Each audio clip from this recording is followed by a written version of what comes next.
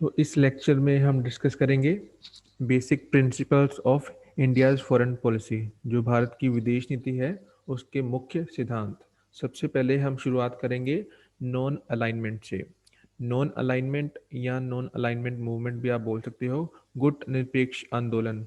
देखो, जब शीत युद्ध का दौर था तो उस दौरान कैपिटलिस्ट कंट्री जो पूंजीवादी देश थे उनको वर्ल्ड वन बोला जाता था। जो समाजवादी देश थे, कम्युनिस्ट कंट्री थी, उनको वर्ल्ड टू बोला जाता था। तो भारत का एक बहुत ही बुरा एक्सपीरियंस रहा था। तो इसलिए क्योंकि पास्ट के ईयर्स में तो भारत ने सोचा कि अगर हम वर्ल्ड वन को या वर्ल्ड टू को ज्वाइन करते हैं तो हो सकता है हमारा जो एक्सपीरियंस है पास्ट से भी बुरा हो। तो इसीलिए भारत ने इनको ज्वाइन नहीं किया और भारत ने एक नया संगठन बनाया बाकी कुछ देशों के साथ मिलके, और उसमें 1961 में। तो उस वक्त इस संगठन में टोटल 25 सदस्य थे, यानी कि 25 देश इसके मेंबर थे। और इन्होंने किसी भी जो दूसरे देशों द्वारा बनाए गए अलायंस थे, मिलिट्री अलायंस, उनको स्वीकार नहीं किया और एक नया ग्रुप बनाया जिसको इन्होंने नॉन अलाइनमेंट का नाम दिया। और इनका मेन मकसद यही था कि जो नए नए देश हैं वो मतलब अपनी आज़ादी की बात करेंगे, किसी के भी जो राजनीतिक विचारधाराओं की लड़ाई चल रही है उसके साथ आगे नहीं बढ़ेंगे, क्योंकि इनका प्रमुख जो उद्देश्य था अपने देश की तरक्की के बारे में सोचना था। फिर नेक्स्ट पॉइंट है एंटी इम्पीरियलिज्म। भारत जो था साम्राज्यवाद का विरोध करता था, क्योंकि भारत जो था आपको पता है कि कॉलोनी रहा था पिछले लंबे अरसे से ब्रिटिश की। तो हमारा जो एक्सपीरियंस था ड्यूरिंग कॉलोनी ऑफ ब्रिटिश बहुत ही बुरा था। तो भारत ने हमेशा बोला कि हम साम्राज्यवाद का विरोध करेंगे, और इसी को हमने अपने जो प्रिंसिपल्स हैं फॉरेन पॉलिसी के उसमें भी ऐड किया। नेक्स्ट जो पॉइंट है एंटी रेशियलिज्म। जो जातिवाद के विरोध में कुछ घटनाएं होती हैं, भारत ने हमेशा बोला है कि हम उसका हमेशा विरोध करेंगे। इसका हमारे पास एक बहुत ही अच्छा उदाहरण है कि जब अ, अफ्रीका में, अफ्रीका के साउथ अफ्रीका जो कंट्री है वहाँ पर जो नस्ल भेदी एक आंदोलन हुआ था, तो भारत ने उसमें बढ़ चढ़कर हिस्सा लिया था। भारत का मतलब बहुत ही ज़्यादा योगदान हमें उस दौरान देखने को मिलता है। साउथ अफ्रीका में अपार्थेड मूवमेंट होती है, रंग भेद या नस्ल भेद के ऊपर आधारित ये मूवमेंट होती है। तो उसको मतलब भारत की तरफ से समर्थन किया गया था कि जो गोरे और काले में जो भेदभाव किया जाता है साउथ अफ्रीका में, भारत उसका विरोध करता है। फिर फोर्थ पॉइंट है फेथ इन यूनाइटेड नेशंस। तो 1945 में यूनाइटेड नेशन बनता है। इनके बनने का मुख्य मुख्य मकसद यही था कि वर्ल्ड वॉर टू जब समाप्त होता है तो उसके बाद इसकी हमें इस्टेब्लिशमेंट देखने को मिलती है। तो इसका मेन जो फोकस था वो यही था कि अब वर्ल्ड वॉर थ्री नहीं होने देना, क्योंकि वर्ल्ड वॉर टू जब समाप्त होता है तो उस दौरान अमेरिका के द्वारा परमाणु ऊर्जा का शक्ति का इस्तेमाल किया गया था। तो एक मास डिस्ट्रक्शन हमें देखने को मिलती है जापान में। तो अब जो मेन मकसद था यूनाइटेड नेशन वर्ल्ड वॉर को होने से रोकेगा। तो भारत ने इस चीज़ का पूरा समर्थन किया कि हम यूनाइटेड नेशन का पूरा समर्थन करते हैं। और उस दौरान भारत ने यह भी बोला कि हम इनके जो चार्टर है यूनाइटेड नेशन का उसका भी पूरा समर्थन करते हैं। जो यूनाइटेड नेशन का चार्टर है वही उनका कॉन्स्टिट्यूशन भी है। नेक्स्ट है membership of Commonwealth of Nations. तो एक ग्रुप है जिसको हम बोलते हैं कि ग्रुप ऑफ कॉमनवेल्थ बोल सकते हो। तो इसके अंडर आपको वो वाले देश देखने को मिलेंगे जिनके ऊपर कभी ना कभी ब्रिटिश गवर्नमेंट ने राज किया था। तो जब देश आज़ाद हो चुका है बावजूद इसके भी भारत हिस्सा है, तो हम ये नहीं बोल सकते कि इसके कारण जो भारत की संप्रभुता है वो किसी खतरे में है। सिंपली जो रीज़न है इसको ज्वाइन करने का वो ये है कि हमने हमेशा ये चाहा है कि हम कभी भी अपने आप को अकेले में नहीं रखेंगे, और जहाँ पर भारत को अपना फ़ायदा दिखेगा हमेशा भारत उस रास्ते को अपनाएगा। साथ ही साथ जब बात आती है संप्रभुता की, तो इसको ज्वाइन करने से भारत की संप्रभुता के ऊपर किसी भी तरह का खतरा नहीं है। तो अपने हितों की रक्षा करने के लिए, अपने आप को आर्थिक संपन्न करने के लिए भारत ने कॉमनवेल्थ को ज्वाइन किया है। नेक्स्ट है point number 6, faith in international cooperation. तो अंतर्राष्ट्रीय स्तर पे भारत अलग अलग देशों के साथ तालमेल बढ़ाएगा, और इसी चीज़ को आगे बढ़ाने के लिए भारत ने समय समय पर दूसरे देशों के साथ एग्रीमेंट्स किए हैं अलग अलग फील्ड्स में, जिससे कि भारत अपने आर्थिक, इकोनॉमिक, कमर्शियल, साइंटिफिक और टेक्निकल कोऑपरेशन दूसरे देशों के साथ बढ़ाता है, और एक अच्छे संबंध जो है दूसरे देशों के साथ स्थापित करता है। नेक्स्ट पॉइंट है point number 7, establishment of world peace. तो भारत का हमेशा ये विश्वास रहा है कि जो शांति है विश्व में वो फैलनी चाहिए, उसको पूरी तरह से प्रमोट किया जाना चाहिए। भारत इस चीज़ का भी समर्थन करता है कि जिस वजह से वर्ल्ड पीस को खतरा रहता है, उसकी जो जड़ है उसको ही पूरी तरह से समाप्त कर देना चाहिए। तो भारत ने हमेशा इन्हीं चीज़ों के ऊपर काम किया है। साथ ही साथ भारत जो है वो चाहता है कि जो वर्ल्ड पीस है इसकी एक strong foundation through out the world रखी जानी चाहिए। 8 पॉइंट है फेथ इन डिसआर्मामेंट। एक होता है आर्मामेंट, एक होता है डिसआर्मामेंट। तो जब हम बात करते हैं आर्मामेंट की, इसका मतलब है शस्त्रीकरण, जो कि सिंपल भाषा में बोले तो हथियारों को बढ़ाना। जब हम बोलते हैं डिसआर्मामेंट तो इसका मतलब जो हथियार है उनको घटाना। तो आपको पता है कि जब हमें देखने को मिलता है कोल्ड वॉर, शीत युद्ध, तो उसके बाद वेस्टर्न कंट्रीज और ईस्टर्न कंट्रीज में एक हथियार बनाने की एक दौड़ सी लगी थी दोनों तरफ, है ना। तो ज़्यादा से ज़्यादा हथियार बनाया जाए कि अगर वर्ल्ड वॉर 3 होता है तो जिसके पास जितने ज़्यादा हथियार होंगे वो इतना ही ज़्यादा डोमिनेंस दिखाएगा अपनी वर्ल्ड वॉर 3 में।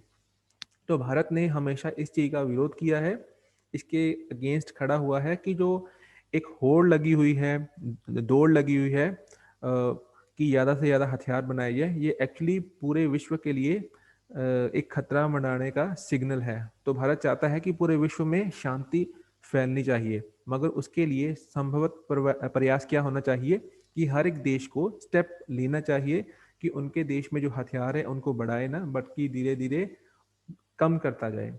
इसी को ध्यान में रखते हुए भारत को मतलब मौका भी मिला कि यूनाइटेड नेशन का एक कमीशन है, उसका नाम है डिसआर्मामेंट commission of the United nation, उसका भारत हिस्सा भी है। नेक्स्ट पॉइंट है atomic energy for peaceful purposes. तो जो परमाणु शक्ति है, परमाणु ऊर्जा है, भारत ने हमेशा बोला है कि हम उसका जो इस्तेमाल है शांतिमय तरीके से करेंगे, उसका कभी भी इस्तेमाल गलत तरीके से नहीं करेंगे। जैसे कि हम बिजली का उत्पादन जो है वो करेंगे एटॉमिक एनर्जी के द्वारा। आपको पता होगा कि 2 बार हमारे देश में जो परमाणु शक्ति है उसका सफल परीक्षण भी किया जा चुका है। जैसे 1974 में जब प्राइम मिनिस्टर इंदिरा गांधी थी, तो राजस्थान के शहर पोखरण में न्यूक्लियर पावर का एक्सपेरिमेंट किया गया था। और उसके बाद 1998 में जब हमारे देश में डॉक्टर नहीं, पीएम अटल बिहारी वाजपेयी जो हमारे उस वक्त देश को लीड कर रहे थे, तो उनके दौरान भी 5 सक्सेसफुल टेस्ट एक्सपेरिमेंट किए गए थे न्यूक्लियर पावर के। तो क्योंकि न्यूक्लियर पावर है, बाकी देश है उनको ऐसे लगता है कि भारत किसी देश के साथ युद्ध करना चाहता है, तो भारत ने सभी को इस चीज़ की श्योरिटी दिलवाई कि हम इसका इस्तेमाल शांति के लिए ही करेंगे। भारत ने काफ़ी बार इस चीज़ को भी स्पष्ट किया है कि भारत कभी भी इसका प्रयास जो है पहले नहीं करेगा। अगर मान लो इन फ्यूचर इंडिया के ऊपर अटैक करता है कोई, भगवान करे ऐसा कभी ना हो, तो Bharat first use of policy को मतलब ध्यान में नहीं रखेगा। 10 पॉइंट है objections to the test ban treaty. तो यूनाइटेड नेशन जो है उन्होंने दो समझौते रखे हैं। एक तो है एनपीटी और दूसरा हमें देखने को मिलता है सीटीबीटी। अब ये जो दोनों समझौते हैं ये कहीं ना कहीं अपने आप में डिस्क्रिमिनेटरी हैं, मतलब भेदभाव करते हैं सभी देशों के बीच में। अब ये बोलते हैं समझौते एनपीटी और सीटीबीटी। एनपीटी का मतलब होता है नॉन प्रोलिफरेशन ट्रीटी, मतलब जो हथियार वगैरह होते हैं उनको आगे नहीं बढ़ाना, ठीक है, धीरे धीरे उनको खत्म करने की। तो नॉन आगे आ गया तो मतलब हथियारों को कम करना है ना, ऐसी बात की जा रही है यहाँ पे। तो भारत को भी बोला जाता है कि आप भी अपने जो हथियार है कम करो। फिर दूसरी है सीटीबीटी, इसको इसकी फुल फॉर्म है कॉम्प्रिहेंसिव टेस्टिंग बैन ट्रिटी। तो कॉम्प्रिहेंसिव का मतलब यहाँ पे कि एकदम डिटेल में हम बात कर रहे हैं कि बैन करना, किस चीज को बैन करना, टेस्टिंग। टेस्टिंग किस चीज की, न्यूक्लियर पावर की। कहाँ कहाँ पे, जैसे आप हो गया कि आप पानी में नहीं एक्सपेरिमेंट कर सकते, वातावरण में हवा में नहीं कर सकते, और धरती के ऊपर भी आप एक्सपेरिमेंट नहीं कर सकते। तो ये बोला गया है सीटी बीटी समझौता जो है। मगर साथ में ये भी बोला गया है कि सभी को अपनी पावर जो है उसको धीरे धीरे कम करना पड़ेगा, खत्म करना पड़ेगा। और यहाँ दूसरे शब्दों में दूसरे देशों के साथ अपनी पावर का जो शेयरिंग है वो आप नहीं कर सकते। But at the same time United nation में 5 देशों को न्यूक्लियर पावर रखने की इजाजत दी गई है। P5 यानी कि यूनाइटेड नेशन के जो 5 परमानेंट सदस्य हैं उनको न्यूक्लियर पावर रखने की परमिशन दी जाती है सीटीबीटी के द्वारा, एनपीटी के द्वारा। तो भारत के दृष्टिकोण से ये डिस्क्रिमिनेटरी समझौता है, इसलिए भारत इसके साथ नहीं जाना चाहता। तो ये हमें देखने को मिलता है। जो नेक्स्ट पॉइंट है वो है फ्रेंडली रिलेशन विद नेबर्स।